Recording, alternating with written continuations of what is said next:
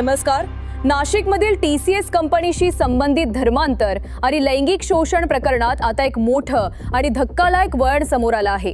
गेल्या तब्बल 42 दिवसांपासून पोलिसांना चकवा देणारी मुख्य आरोपी निदा खान अखेर पोलिसांच्या ताब्यात आली आहे. पण अटकेनंतर समोर आलेल्या एका मेडिकल रिपोर्टमुळे या संपूर्ण प्रकरणात पुन्हा एकदा मोठी खळबळ उडाली आहे.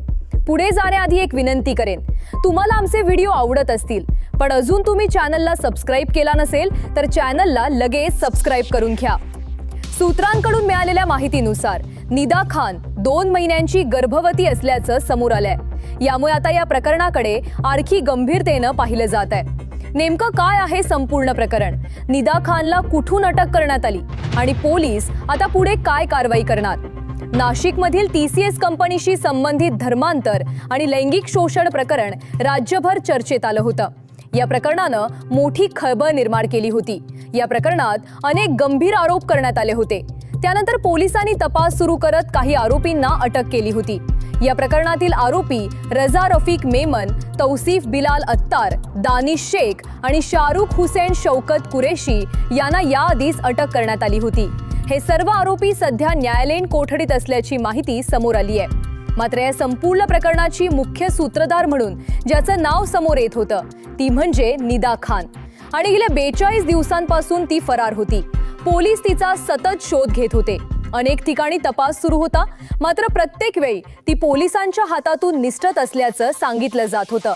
अखेरीस छत्रपती संभाजीनगर पोलीस आणि नाशिक गुन्हे शाखेच्या संयुक्त कारवाईत निदा खानला अटक करण्यात आली आहे. मिळालेल्या माहितीनुसार तिला छत्रपती संभाजीनगरमधील नारेगाव परिसरातून ताब्यात घेण्यात आलं. सूत्रांच्या माहितीनुसार 2 दिवसांपूर्वीच पोलिसांना निदा खान त्या भागात असल्याची माहिती मिळाली होती. मात्र थेट कारवाई करण्याआधी पोलिसांनी अत्यंत सावध पाऊल उचललं. 2 दिवस त्या परिसरावर नजर ठेवण्यात आली. ती ज्या घरात राहत होती त्या घराची रेकी करण्यात आली आणि खात्रीस आल्यानंतर पोलिसांनी छापा टाकून तिला ताब्यात घेतलं. दरम्यान अटकेनंतर आता या प्रकरणात आणखी एक मोठी माहिती समोर आली आहे.